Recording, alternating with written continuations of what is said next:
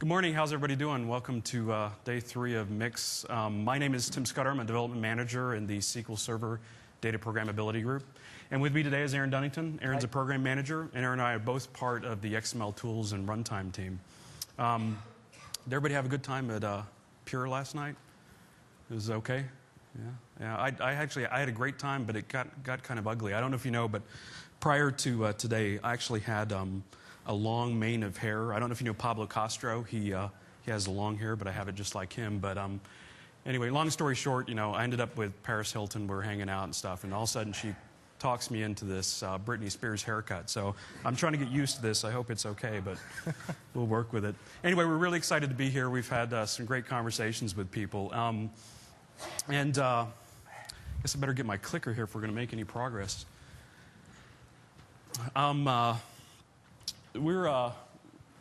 One of the interesting things that in Ray's keynote speech that we heard is he was talking about sort of where the rich internet application space is going, and sort of his vision sort of was looking at the applications that we know today and the services that we're starting to talk about, that it's really just more of an evolution of that these things are sort of going to integrate together.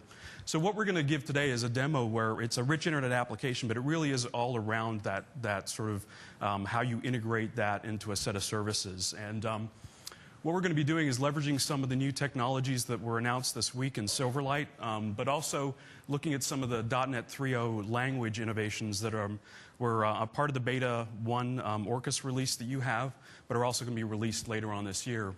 And kind of the glue that's going to bring this all together is the whole buzz around the semantic web, XML and RDF, and FOF, which stands for friend of a friend, and I'll talk about that a little bit, but it's also an implementation of RDF.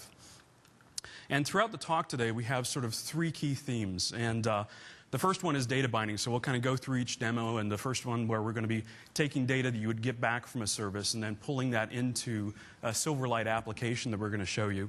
Then we're going to be looking at queries. So we have these sort of pipeline filters that are going to go off to a number of these services. Some of them are designed to be accessed over the web through like RSS feeds, and some of them are actually not. So we'll show you how you can work with that and get that back into your application and do some transformation and get that back in your system and pipe that back to the client.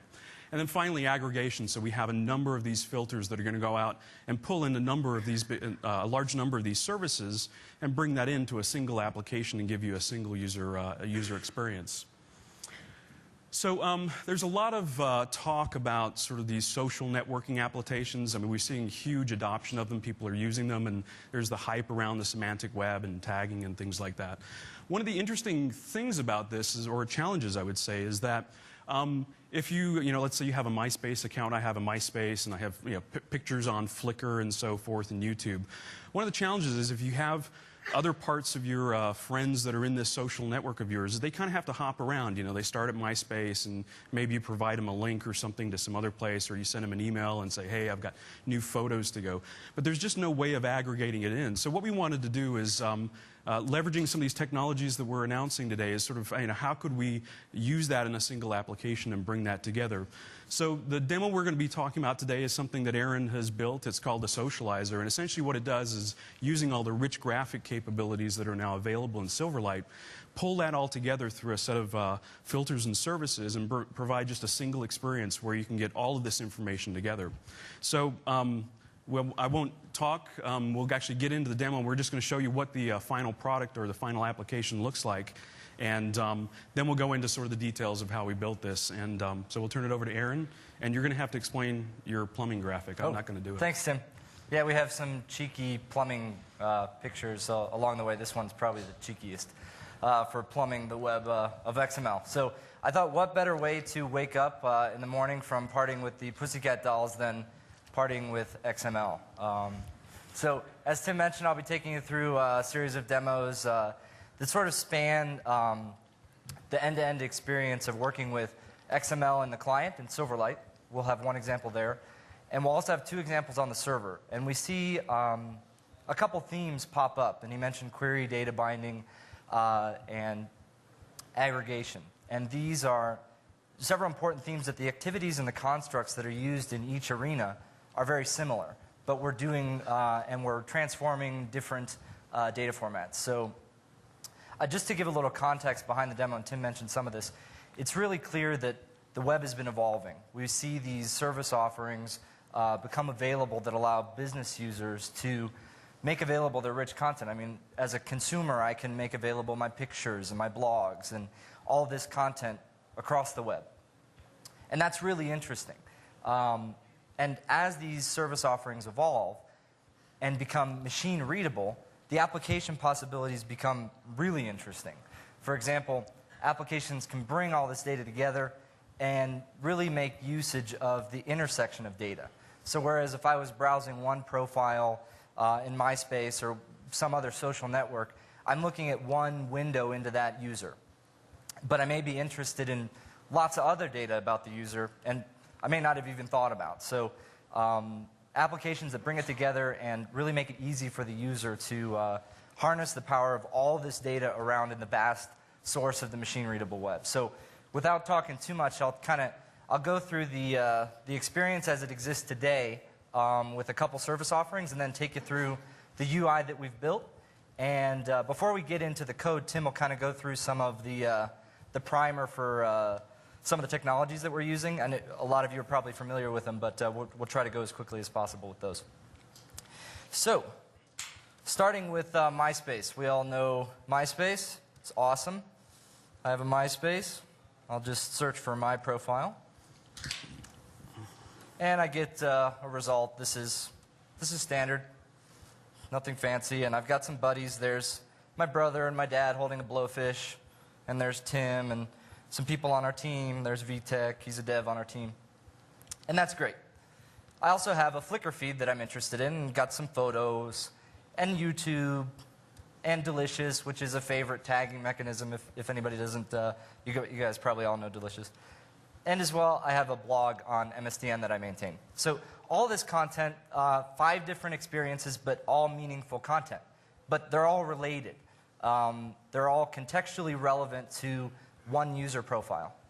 So I'm just going to launch our UI. We've got some cool Silverlight features that enable us to rotate some profiles around. So this is pretty cool, but it's not what we're here to talk about as much as the data experience. So I'll run the same search, and we will go out to search MySpace, and we see all the profiles that we saw in MySpace are now rotating around my profile. So I can do neat things like browse to VTech's friends, and maybe back to my profile and to my dad's profile, and so on. So, but we're still only looking at a view into the MySpace data. And this is still a singular experience around the data that MySpace has exposed. So to make it a little more interesting, if I were to click the center graphic, we see a whole bunch of other data become relevant. So we went to Delicious for favorites and to the MSDN blog, and those photos and videos are from Flickr and YouTube, respectively. So we're bringing all this data together, and I don't have to go to 5 different experiences to understand and comprehend about one single user. So that's an overview of the UI. So with that, I'll turn it over to Tim to kind of give a topical overview of all the technologies that we're using.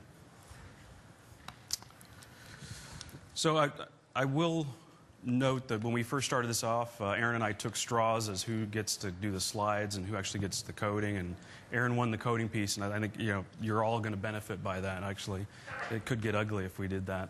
So a couple of technologies that we're going to be talking about, Link in particular, and a few other things. I know some of you have probably been over through this, but I want to make sure at least we're on the same level.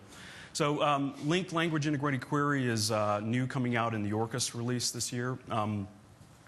It is language innovations that are part of C# 3.0 and VB9, and there's some other languages coming down through. And essentially what Link is it's a series of APIs that allow you to provide a consistent query interface in the languages themselves, and allow you to then go and, whether you're dealing with objects, with relational or structured data, you have this single interface. And today we're going to be focusing on link to objects and link to XML, but there's another ones. I know Anders had a talk earlier this week where he gave some other demos, including some link to SQL. Link to entities is a new API that we'll be having coming out in the first half of next year that our organization is delivering. We're really excited about that, so look for some more information. If you have questions, come by and ask a few of us after the demo. We'd be glad to talk to you about that. So what is LINQ? So here is a sample set of code up there, and we have sort of a customers array that gets populated by this getCustomers function. And then you see this var customers from, all this kind of sort of SQL-like syntax there. And then finally, you convert that context to an array and push it back into this names string array set. So the first thing that's up here, if my thing doesn't get way ahead of myself here. There we go. So the first one up there is, you see this var item, and this is local variable type inference. And essentially what you're seeing here is that var looks to the right side of the assignment operator and sees what the return type from that statement is giving, and then basically initializes that context variable as that same type. So in this case, the from statement actually returns an IEnumerable of string, and so therefore context gets initialized as that. So then on the right side of the operator, my thing is just getting way ahead of me here. On the right side of the operator, you actually see this from C in customers where C.state equals Washington and so forth. And if you're familiar with SQL, this all looks kind of like that. So this is really the query expressions capability, what the APIs provide for you. And it provides you this sort of rich native query syntax that's native to the language. So you don't have to go off into SQL and type all your text and then cut and paste and put it in strings. So it's very nice. And so what you're seeing here is, you've got from seeing customers and where, so you're doing sort of filter on state equals to Washington, then you do this projection of names and then assign that to a string variable. So, but there's some other technologies or some other innovations that are going on under the hood that we'll be looking at today. So I just wanted to point out a few other ones. So if you look at the statement across the middle here where it's the customers.where, this is actually semantically the same as what we saw before. So you can actually write the statement and get the exact same result. And in fact, you can actually map these things together. So the customers dot is the same as the from, and the where C equals greater than state equals to Washington is the where clause before, and so forth. So what are some of these other things you're seeing here? Well, if you see the customers object, it actually doesn't have a where and select functions available. But what you're seeing here is in LINQ, they have this new innovation called extension methods. And basically what extension methods do is if you include the system.link namespace into your project, and wherever you have a type that implements IEnumerable of T, you get these functions. So you don't have to code them yourself. So as soon as you include that in, you type customers dot, and you'll see the where function. The other thing you're seeing here is what we call lambda expressions. And this is really just an evolution of the anonymous methods that were introduced earlier on in the 2.0 release. And so this, in fact, when you compile this and look at this through, if you're looking through .NET Reflection or whatever, this is actually what it gets compiled into, this delegate method that returns there. So it's a very short syntax that you can actually create inline anonymous delegates that can be passed into your functions. So one of the other things that we're excited about, we're part of the XML team, and we have, as part of the Silverlight 1.1 alpha release that you have, we actually have been, we delivered some of the XML APIs into that. And so I want to talk a little bit about that. So this is kind of the world today, as you know it, programming with XML. You kind of new up this XML document, and you create an element, and then you have to sort of for each and create these things. And that's all well and good. We're used to it. It's actually a very rich API that you can use. But sometimes you want to deal with XML in a much more simple format. You don't necessarily want to deal with this whole document element, and sometimes the code that it takes to generate that can be longer than the actual resulting XML that you want to create. There's some other challenges, so it's the other challenges with the hardware that I'm having today. The XML document, it's a very document-centric way of programming, and also it's a very imperative model. There are no integrated queries built into this language set, and then it's also very memory-intensive in some cases. So the linked XML technology, which we're going to be demonstrating today in the demo, and this is on the Silverlight client. So this is actually executing in the Silverlight browser. It's not happening on the server. This is going to be available later on. It's actually not available in the alpha release that you have today, but we'll be demonstrating that. The regular XML reader-writer capability is in there. So this is an example of how you might use the link to XML languages here. And so the first thing you'll notice is this X element. And the X element is actually part of this sort of new lightweight API that we've created to deal with XML in the link context. And one thing you'll notice is that you'll see down there at the bottom that X document and X element, which are actually siblings of each other. They're both inherit from the container. They're actually siblings. So the advantage here is you don't have to actually start with a document and then create all your elements. So if you want to start directly with an X element and just create, sort of an element set, or if you're getting XML back that you just want to deal with in a very simple form, you can do that. So what it allows you to do is actually work in a very element-centric format, so you don't have to go and create a document and do that. So it simplifies some of that process. As we said before, you get all of this integrated first-class support for the query capability in the language. And then one of the other things that's sort of a side effect of this is what we call functional construction, which is really just a nice way of saying that you can kind of code and make it look like your output format. And in fact, one of the things that you'll be seeing in the demo later on with Aaron is some of the XML literals in VB9. So you can actually create XML real time, you just code it in, it looks just like XML, it gets color coded, and then embed code in that and make it look. So it really ends up looking like your resulting XML, so you don't have to kind of flip between those two domains, so it's very nice. And finally, it's much more declarative model. It's smaller and faster. So kind of switching gears a little bit here, I wanted to talk about sort of all this semantic web and RDF and stuff. And I know I'm probably going to offend a few of you semantic web folks out here, and I don't want to get into an argument, but I was trying to find a really good definition of semantic web that would actually fit on one slide. And so I ended up with this, and I thought it was actually kind of good. It is actually pretty applicable to what we're talking about. So the basic statement here is, if the web equals human readable content, semantic web is the machine readable content. And the main specification that we're going to be working with today is the RDF specification from W3C, and it actually inherits, it's part of the XML stack and built on URIs and Unicode. And there are a number of implementations. Some of them you may be familiar with, such as RSS and FOF. And FOF is the one that we are going to be dealing with today, the format that we're going to be using to kind of interconnect all these people from a social standpoint. And there's a few others that I didn't even know of. This sort of semantically interlinked online communities, a way of connecting sort of blogs and feeds and discussions and things like that. It was actually, and there's many more that maybe some of you are more familiar with. But specifically we want to talk about FOF. And so FOF is an implementation of RDF, and it implements this RDF concept of subject, predicate, object. And they call these things triples. And so what it allows you to do is, so if you make this statement like, Tim Scudder and, I have an alias and I know Aaron Dunnington, well, it allows you to express that in an XML format. So it might look like this. And so you can actually see now how you map these things two together. So, Tim Scudder is the subject, and you can see that I have a name and a nickname, and the predicate, I know somebody is in there. And then the object is Aaron Dunnington. So you can see this sort of layout. And the reason why I wanted to show you this is kind of the core transport mechanism that we're using back and forth between the web service and the Silverlight client. So it's actually part of all these filters that we're going to be building. So this is not an architecture. This is just mainly an overview of what we're going to be covering. There's a lot more going on, and it would probably take us 2 or 3 hours for us to go through all of the details. We can definitely talk with people offline. Some of this is going to be available on the Silverlight site that you can actually go play with. The code's going to be available. But we're really going to focus on sort of the that whole data binding, query, and aggregation piece. So we'll be skipping over some things.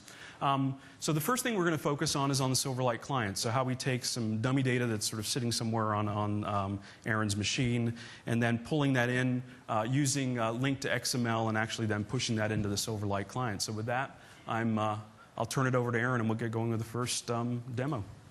Thanks, Tim. So second cheeky picture had two meanings when I first saw it. One, plumbing, of course, leaks, but the other, memory leaks. So just to point out, we don't ever have memory leaks. So, okay. So I'll be going through the next demo. Before I start, we're really excited about Silverlight. The fact that we can now have rich clients that bridge the gap between these universal web applications and the the rich experience applications. And what really stuck out for me in Ray's talk was that, and why I'm glad all you are here, is that all those applications, to be really compelling, need data. So we're the data team, and we're talking about data, so we're glad you're here. So to get into the next demo, we'll be going over interaction in the Silverlight client to bind some data to the UI. This is and actually each example will actually highlight a link query that they're very similar constructs, but that they behave in different environments. So to get started with, we'll look at our data source. This client knows how to read FOF, as Tim mentioned. FOF is just a RDF file, plain old XML, and it describes people. This is the initial response that the client's going to get to load up. Actually, if we go back to, if I refresh this client, we see several people. So this is the data source that it reads. It's just a dummy file sitting on the web server, and it serves for a simple example to start with. So we're going to, let me get rid of this, write the load rotator function. I know Silverlight's been a highlight of MIX, so I'm sure you all have been exposed to the Silverlight app model, but we're not going to really focus on it today. But if you're interested, feel free to ping me afterwards, and we can go on to how we hook all these things together for a Silverlight client. But we will be working with link to XML on the client, and Tim mentioned it's not shipped in the 1.1 alpha, but we intend on shipping it post-mix. So these are demo bits on my machine, but now you can interact with the XML reader and the writer, but we can talk about what's actually in there later. So the load rotator function. The first thing I want to do is get some data. And to get the remote data, I'll just take a snippet here. And, oops. The first line, we just have a simple string. Points to the XML file, if you see right here. That's just the dummy XML file that we were just looking at. And the next two lines, if you're familiar with system.net, are just the request response model, where we give the context of the URI to the request, and we get a response stream. But that's a stream, it's not very high level. We can't interact with it in very rich ways, certainly low level, but we want to interact with link to XML. So how do we load this stream into link to XML? The next snippet goes over how we take the stream, we give it to the reader, and then we load it into the static method of the X element, which will give us a root element that's pointing to the top level of the FOF document. So if I were to go back to the data source, just for context, we're actually, in essence, positioned on the root node. So we have all the rich link functionality to dip down into the document, to query it, to manipulate it, and get our data that we're interested in. So how do we bind some data to our UI? The next example. There's a little bit going on here, but just to highlight first, the from clause is giving us a generation of data where we're saying we want all the elements that have to deal with person. So we saw 5 person elements in the XML file, and it's going to generate all that data and feed it to the query, where we can then do some stuff with it, transform it, and pass some context in. So we see in the next line, we have a let clause that says we want to declare a context variable of an image for this query for the projection. And we say we're interested in the depiction, and which is the actual, to go back to the XML document, the image itself. So when we declare image, we can then use it in a projection where we've created some UI elements to bind to a rotator. And actually, if you're interested, we're making these UI controls available. So if you want a nice rotator for your Silverlight application, feel free to look at the source and tweak it and do whatever you want. So we use this image in the context of a person image in this line. So there's some other UI properties that are somewhat interesting for UI, but as far as data is concerned, we're actually just getting the depiction, setting the image variable, and then passing it through the context into the rotator item for each projection that happens when we, for this example, probably 4 or 5 people elements. So once we have these rotating list items, we have a description of the query that's going to be executed. So we can actually bind it to a UI now, where they will become visible. So our rotator view is a member variable of the main view that we see that represents our home page in essence, and we just add the items. So what's key to note here is this items is essentially an IEnumerable of rotating list item. And the query execution is deferred until the add item actually needs to access each element. So add probably iterates over them and adds these elements to the control itself, but the execution of the query is deferred until it's lazily loaded. So if I didn't break anything, I'll build this and succeeded. And I'll just load it up again, and we see that the items are loaded, and I can rotate like so. So just to recap on this example, we've got we covered the topics of query and data binding. We not so much query. We're taking generation of an XML document. We're not really filtering it, but we are using the generation to load into projection new items. So we've done a lot of transformation with FOF to UI elements. So in the next few examples, we'll go over on the server how to take HTML and expose it as FOF to the client. So with that, I'll let Tim kind of talk about the server architecture. So we didn't want to go into a lot of detail about what's going on the server, so I came up with pretty slides just to show you what it does. So this is basically, what you're seeing here is the web service and this filter pipeline that we're actually using to go off and gather this information from the various sites. So we have a web service, and the client, boy, this thing is just going all over the place with me here. Hold on one second. There we go. So we have this web service, and the client actually makes a call, and it passes in a parameter that says, okay, I want my MySpace filter, and it has some parameters in there. And so the web service hands that off to this request processor. Essentially what the request processor does first is it creates this environment object, and it has, basically the way to think about this is it's sort of a document that gets passed around all these filters, and there's metadata in there that it pulls from to figure out, okay, what do I need to do, or if, for each filter, is there some configuration that I need to do to set up specific to this filter pipeline. And then it has this response property in there, and so every filter can then, if it wants to, pass on more information. So if it wants to build up some of these FOF elements, it can actually pass that into that.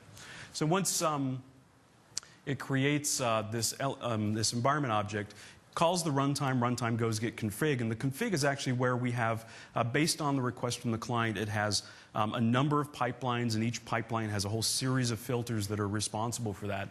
So then the runtime actually creates a pipeline object, and based on the filters within that pipeline, it calls the classes that it needs and builds this whole filter pipeline stack. So what you're going to see in the next demo is we're actually going to one filter, and so you'll see probably, we pass in this environment variable, and so this is kind of the context around that. So once you have this pipeline, the runtime then calls, process pipeline, and it goes through, and each filter then in turn does what it needs to and adds to the environment if it needs to. And then specifically we're going to be looking next at the MySpace filter and how that happens. So once the pipeline's done, it then hands off to the runtime. Runtime makes a call and hands it off to back to the client. So in this next demo, we're going to kind of go the next step, which is the first one. We worked on the client. We had that dummy data set that was coming in. Now we're actually going to go build that first MySpace filter and add that in so that when you do make that call or make a query, it's actually going off to MySpace, pulling in that information and aggregating that in. So turn it back to Aaron again. Thanks. Okay, for this example, we'll make it a little more interesting. That data that we got is never changing. The UI looks nice, but it'll only stay interesting for a little while. So let's get started with some server-side query and aggregation. So if I were to go to the transform MySpace results to FOF, Tim described the filter chain, and what's really key here is that this method will be invoked sometime throughout the filter chain. We don't need to know when or why. We just need to know that by the time we get invoked, we get past some MySpace results, and we need to transform them into FOF. So it's probably good to start with what MySpace actually sends to us. So when we wrote the search, or when we saw the search at MySpace, we see this visual representation of search results. And if I were to take a quick look at the HTML, if I search for, friend results, there's actually a table named friend results. And each row essentially represents one friend in the result set. So our job is to take one of these rows. Let me just scroll over here. And we see that we have some location data and some headlines and some links that are relevant. So we need to take all this HTML content, scrub it, clean it into XML, and then query it. So in our MySpace filter, the first thing we need to do is declare some namespaces. We're going to be interacting with FOF and XHTML and all this stuff, so we need to tell link to XML how to get data from the data source. And these X namespaces actually do that. So the next query will scrape the data from the MySpace. And we notice there are a lot of let clauses here that we see. We don't necessarily need to concentrate so much. There are two important things here. The first one is that we're interested in the table rows. And I should probably call it that page scraping is very, very fragile. So this isn't, it's more to point out something interesting that you can do with link to XML, but this is something that would need to be monitored very closely if you were using it in a production environment. So, so what this generator does is say, give me all the table rows, and then I want to do something with them. So if you're familiar with HTML, we've got table cells that we're interacting with. So in the, we can just take a quick look at the let clauses. We're just defining some context for our projection, where we say we're interested in the cell, and we want the link and the image, and from that we're going to grab the home page, the nick, and the image, and we're going to generate a URL for these servers to send down to the client. So when we look at the projection, we're actually generating FOF. We're saying create some X elements that represent a person, an ID, and if we remember the FOF document that we took a look at earlier, I mean, it looks exactly the same. So we're taking HTML and we're surfacing FOF to the client. So if I click search, now the client should be able to read and bind just as it did before. So on the server, we're saying HTML to FOF, and then the client is FOF to UI elements. So, but the same activities, the skills themselves, the link queries are very similar and they're very transferable amongst the environments. So again, we have a description of the query that we need to bind to the document that's sort of flowing through this filter chain. And this is really data binding. I mean, we're not data binding to a UI, but we're data binding to a document that's flowing through the context of the filter chain. So we don't think of it as data binding, but we're just data binding all this transformation to a different model than it had existed in before. So if I save this and build, we can take a look at the results. Okay. So just make sure it built. All right. So this is the, if you can see the browser address bar, that's the query the Silverlight client actually sends to the server, with the exception of the search bar will actually input it's just a simple GET request. So if I were to, in the browser, let me just refresh here, we actually get the person result. And for Aaron Dunnington, there's only one result. But if I were to search for Lance Olson, my boss, there's actually several Lance Olsons on MySpace. So the data is not so important here. It's more the fact that the data is dynamic. So if I were to go back to the client, we can search for Vitek Karas is a dev on our team, and then it searches MySpace and then returns his friends. So I can browse just as we did before. So now the interaction with the server tier is much more dynamic. So, but we haven't really gone into how we bring all this data together. In this detail view, there's a lot of correlation going on between who a user is and what data is related to that user, as well as what the data means. I mean, data is displayed here in different formats. For example, the photos, the videos, and the blogs. So in the next example, Tim's going to give an overview of how we're using Delicious to bring it all together, and I'll kind of go into the code and show you how we make the correlations.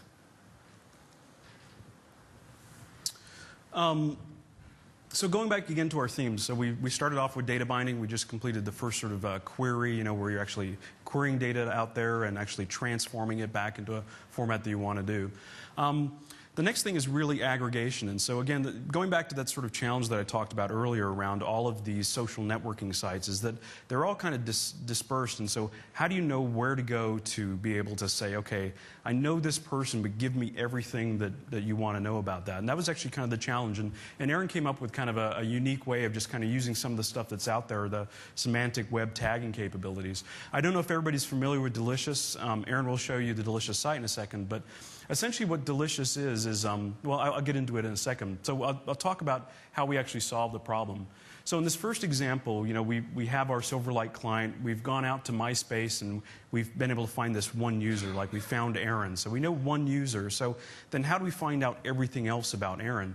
So what we did is we used Delicious, and Delicious basically allows you to go up, and it really wasn't designed for this, but you can put all your favorites and you can tag them. And in this case, we've tagged them in a special way, and Aaron will show you how to do that so that we can actually use that as the mechanism that brings all of this together. So once we know the user from MySpace, we then go to Delicious and query that user's information, all their favorites, all of their blogs, and so forth.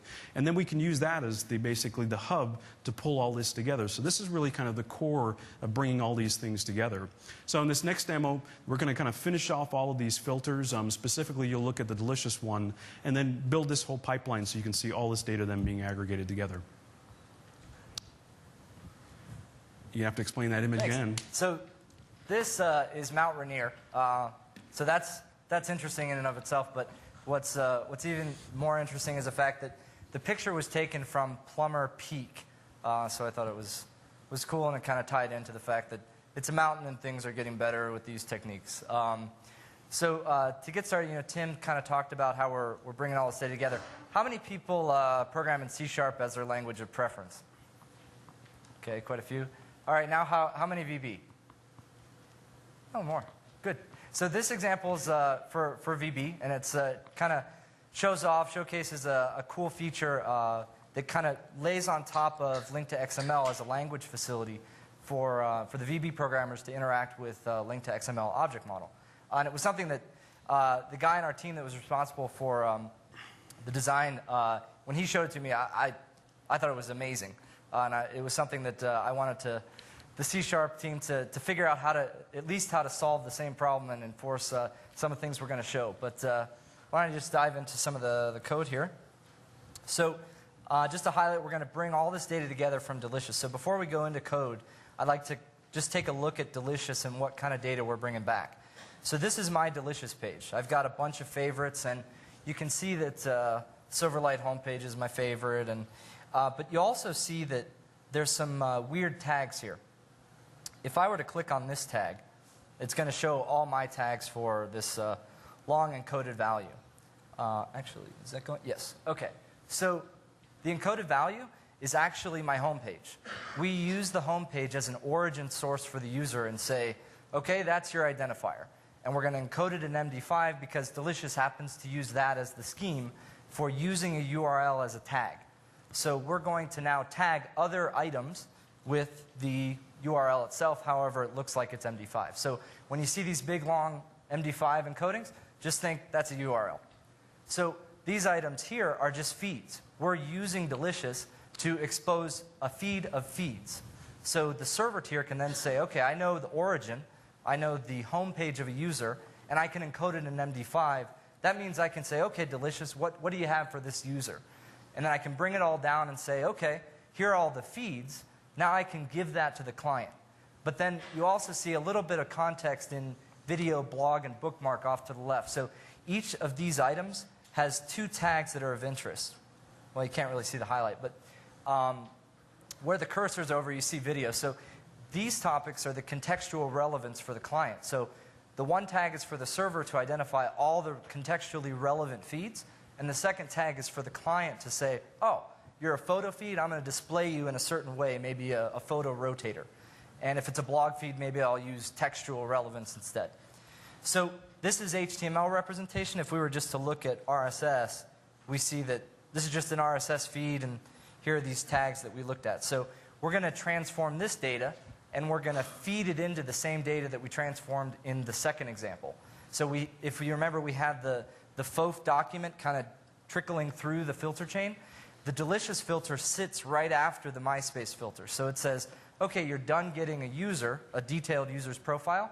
I know the home page, so I'm going to now go out to delicious, transform these RSS results into another format, which I'll show in a second. So let's open up the example. This is the function we're going to write. So I will, okay. Whoa. Let's get rid of this here. Okay. So this function gets a few items, but the ones that are really interesting are these two. The delicious doc is the source document from delicious. There's going to be some worker filter before us that gives us an X element that's a delicious doc. We went over the example of how to do it. You go out, you get some networking data, you feed it into X elements. So we don't actually need to look at it. It's just important to know that that's the delicious source.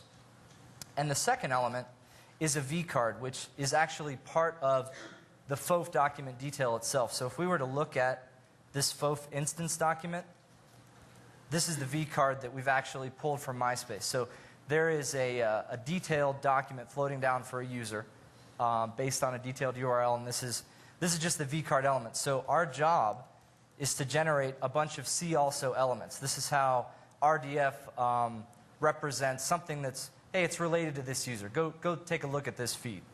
So if I were to kind of minimize all of these represent, in our final form, this is a photo feed that represents my Flickr feed. So we need to take delicious, inject it into the FOF response for the client to then interpret. So in VB, we're going to have two steps. And actually, let me go into the query and then highlight a couple items. FOF. Okay. So we see that the link query looks very different, at least in the select clause. But if we look in the from clause, we see that the tags are in the language. The XML tags are actually a first-class citizen of the language itself. But what's going on here is the same as newing up X elements. We've got a see also element that we see in the projection, and it's really similar to just saying new X element with a name see also. We just see that inherently XML is a citizen of the language. So the dissonance between the wire format itself and the representation in the language is almost none. We interact with XML the same way we see it on the wire. So these types are treated as they are in the CLR. So we import them the same way as well. So if we were to look at regular imports, and we're all familiar with importing system and all these other types, or namespaces, but if we were to look at XML, we're importing the XML namespaces themselves. So we're treating the tags as types and as namespaces. So we see the RDF and RDFS and all those cool namespaces. So in this step, just to kind of go through a couple things, you see in the from clause, we're actually looking for items. So I'm going to flip back and forth to the source document itself. This is the delicious source document, and we have a bunch of items that represent feeds. I'll just expand one here. Here's a favorite feed, which actually we're using delicious again. So just to call it, this is pretty interesting. Delicious is a repository of favorites, but we're also using a taxonomy to represent favorites within our tags. So we've got a whole bunch of tags that represent feeds, but we have a subset of the tags that actually represent bookmarks, web pages, favorites. So that's what this item is right here. So we're going to reach in, and we're interested in two pieces of data. One is the resource itself, which happens to be this link right here. If I were to look at this feed, that's the RDF resource of all my favorites, and that exists on Delicious. And then are the two tags that we looked at in the browser. One is the actual URL in MD5, and the other is a taxonomy topic for what we need to do with the feed in the client. So we need the latter tag, and we need the resource itself. So in VB, it looks like this. We're looking for all the items, and it's important to note these 3 dots, this VB functions on, or VB9 literals, has 3 axes to interact with. 1, if I were to click dot, that's basically saying element in the C# world. If I say 3 dots, that's the descendant axis. That's all descendants that match this RSS item. And the other is attribute, which we'll look at in a second. But say I didn't have this here, the very cool thing, which, is that going away? Okay. Is the IntelliSense. We're importing schemas. So if I start the typical use case, which we don't have a ton of time here today for it, but I have 2 documents, my source document and the destination one, that I interact with. I go to Delicious, I get the feed, and it has a whole bunch of data in there. I can give it to Visual Studio and say, give me a schema based on it. And from that schema, I get this implicit object model that appears in the IDE. So I get IntelliSense and all those cool features that appear in a very strongly typed way. So if I were to say ... and then tag, I can just start typing item and then interact with the source data itself. So now I have a generation of all the items that are descendants in Delicious doc, and then I can project a see also element, a channel, and the resource itself. So in these 2 items, we can see that we're just taking the about resource that we looked at in the source document, which is this right here. And in the second example, we have another about, which is the topic itself, which we run a subquery to select. There's a little bit of selection going on here. With we're not interested in the actual the home page tag itself. We're just interested in the topic, the contextual relevance tag. So we know what we're getting. We take the first one, and then we put it in about, and then we see the final result looks like. Let me compile this, or actually, we need to add it to the response. So this is the description of our query. And we'll add C alsos to the FOF document after the vcard. And that should look like this right here. We should see a vcard and then several C alsos in the response. So if I were to compile this. Okay. I'll go to Aaron Dunnington. And this is actually the detail response that we were working on contributing to. So we see here that VB actually created several C also elements right after the vcard with all of the data from Delicious.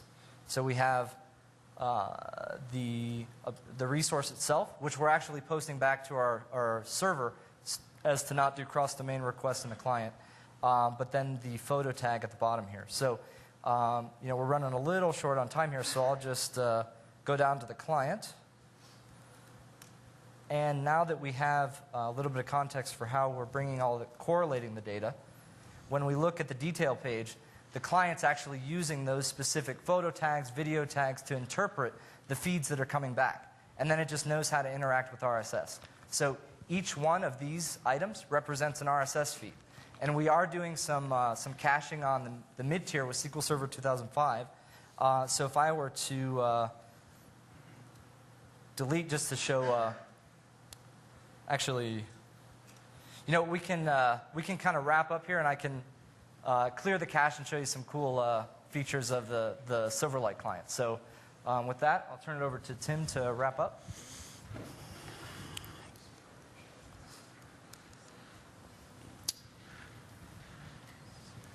So just in wrap up, we kind of went through all these technologies. Again, just focusing on those 3 themes, data binding and query and aggregation, the number of the new language innovations that we have been doing to make this much easier.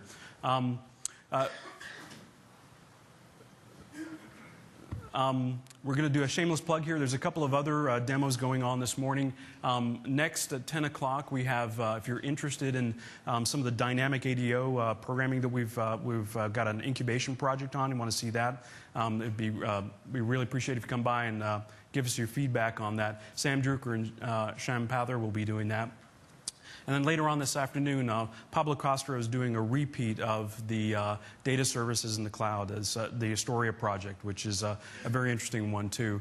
And we also have all of these are available in the sandbox. There's some great demos that you can walk through and just in a few minutes be able to create basically a web service that you can query a database through or go through and actually do data binding very, very quickly. It's a very good exercise to go through. As far as resources, the client-side piece that was done by Aaron that we talked about today is actually available. The source code is in the final demo.